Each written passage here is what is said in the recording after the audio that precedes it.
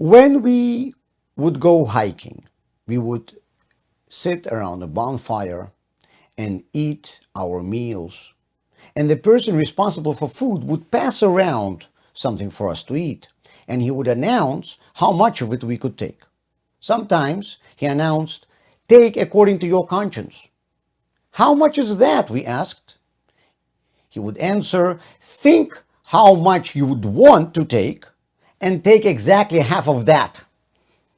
To which I replied, "Well, I actually wanted to take the whole thing, but since I need to take according to my conscience, then okay, I will settle for taking only half." What is conscience? Each one of us has some kind of inner understanding of what it is. But is this understanding the same as other people's understanding of their conscience? The word conscience comes from Latin knowledge within oneself. But everyone has a different knowledge within him or herself. In the Soviet Union, only those with government influence or connections were able to provide for somewhat normal level of living for themselves. When talking about their parents, some people who lived in the Soviet Union told me, "We lived in terrible conditions, but my father never took advantage of his high position. His conscience would not allow him to do that." And others told me, "My father cared about us so much.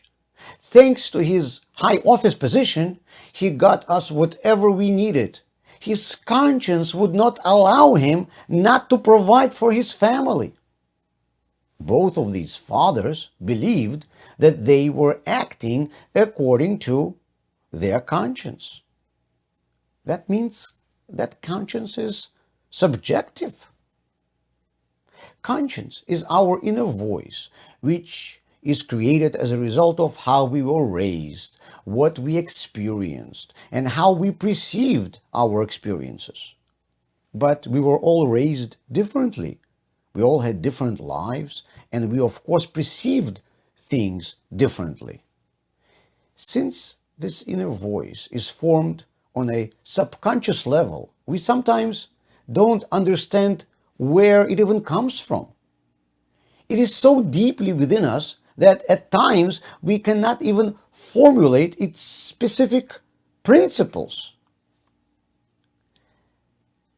The concept of conscience was born in Europe, and it was created by people who saw that everyone around them lives according to ethics similar to theirs. And this was not a surprise because all of the people they knew followed religions that were built on Judeo-Christian values. Because of this, people got the idea that everyone has the same conscience. But now, when we see the diversity of this world's cultures, we see a completely different picture.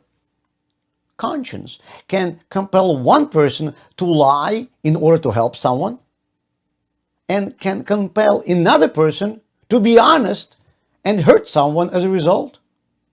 I'm convinced that the perpetrators of honor killings in some cultures also say that they are acting according to their conscience.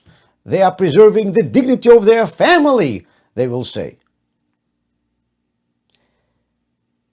Instead of using subjective ideas, which we often cannot articulate clearly and whose source we often cannot identify, Judaism encourages us to follow objective, detailed, and thought-through standards recorded in many volumes of various parts of the Torah.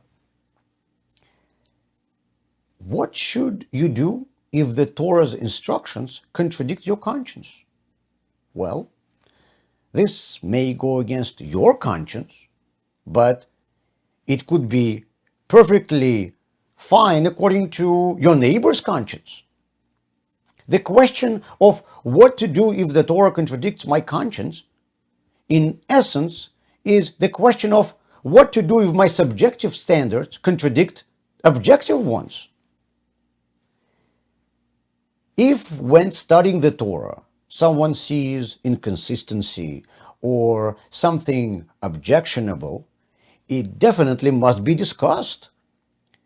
And the questions must be answered. We do this in many of our videos. But the mere claim of Torah contradicting conscience is not clear. I understand that a person always wants to follow his own standards. They're his. Emotionally, it is much easier to do that. But I would still advise to follow objective, thought-through standards instead.